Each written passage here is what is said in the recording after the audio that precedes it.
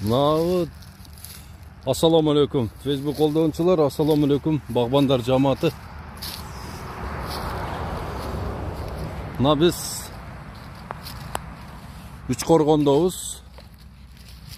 Үчқорғон айылы бұл мына Қадамжай районуна қарайт.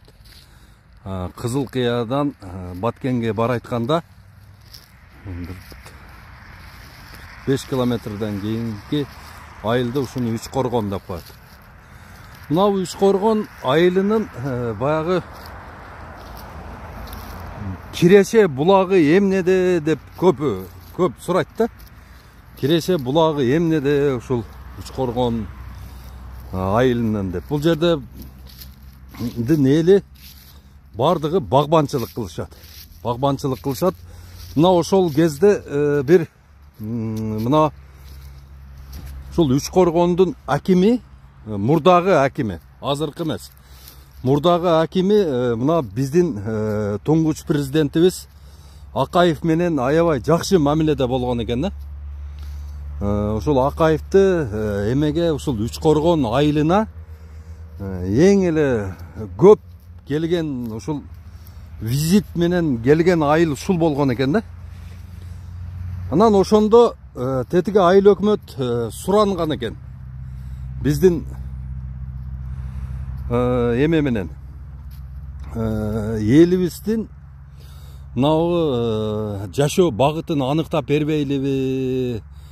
Себеби дегенде бизде Үчқорғондо адамдар жиш жайланышып, мына Үчқорғондо 80 миңбе ошондой киши жашайт да.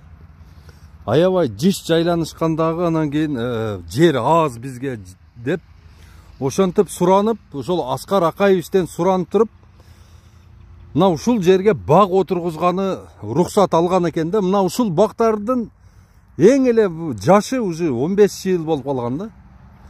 Атак 30 жылдык бактар бар. Бул жерде мына Үчқорғондун атрабын карасаңыздар, бул жерде кишилер эч кимиси будай сеппейт, арпа сеппейт, баягында беде кылбайт, жалаң эле бак да.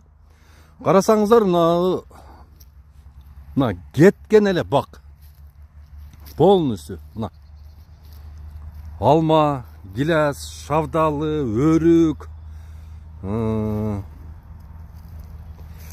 дагы хурма кеткен эле бак да.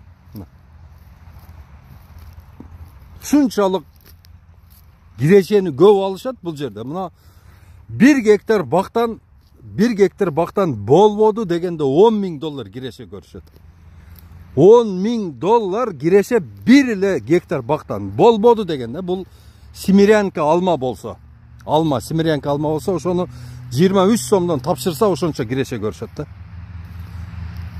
Бул жерде болсо мына азыр мына гилас, мына караңыздар, мына плодовые почки деп коет, мына уже мыналар Кудай кааласа гилас берет да. Мынаны караңыздар. Мынанын отургузганына эң эле аз дегенде бир 10 жыл болсо керек. Мына ушул бактын гилас бак кылып коюштур. Мына былтыры гиласты, Баткен гиластын 1 килограммын 230 сом, 240 сом, 280 сомго чейин алышты да. Мында шавдалылар бар экен. Ранний Альберт, поздний Альберт деген.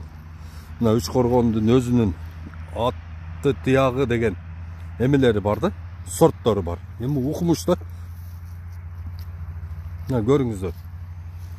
Мына эми азыркы биз силерге сунуштап аткан жумуш ушул да. Келгиле туугандар, баг отургузалы. Bizde жерлерибиз иштебей эле турат да, иштебейт. Мына Баткен областында канча миңдеген гектарлар жатат. Ош областында, Жалал-Абадта, Таласта, Чүйдө, Нарында, Көлдө өтө көп жерлерибиз жатат. Такыр иштебейт да, такыр иштебей эле бош жатат. Мына эгерде бардык жерлерди момундай кылып туруп бак кылып сала турган болсок, карасаңыз кандай сонун. Мына бак кылышыбыз керек. Биздин өнүгүү стратегия бул бак. Мына азыр чоң трассанын боюнда мына ушундай бактар. Тетиги өдө жагын тоого чейин. Көрүп атасыздарбы? Тоолордун ошонун арасы полный бак. Бардыгы бак. Түштүктүн келсең, мына бышыкчылыкта келсең, нөмөгө тоюп жеп жөн эле жарылгыдай болосуң да. Мына бул жерде кесип иштерин жүргүзүп атышыптыр мына. Кесип атыптыр мындай. Мына бакты дагы мына жерге болбой калгандарын кошуп дагы улашыптыр.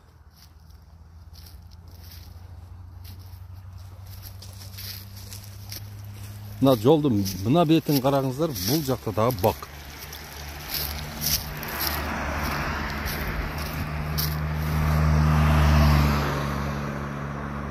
Мына полный бак. İşte atacak onlar. Уже багбандар келип, өзүм огородторун карап атышат. Көрчү туугандар, багбанчылык кылышыбыз керек. Бардыгыбыз багбанчылык кылышыбыз керек. Эң чоң бир Алланын астындагы жакшы бир милдеттердин бири бул бак отургузуу болот. Бардыгыңыздарды бак отургузууга чакырам туугандар.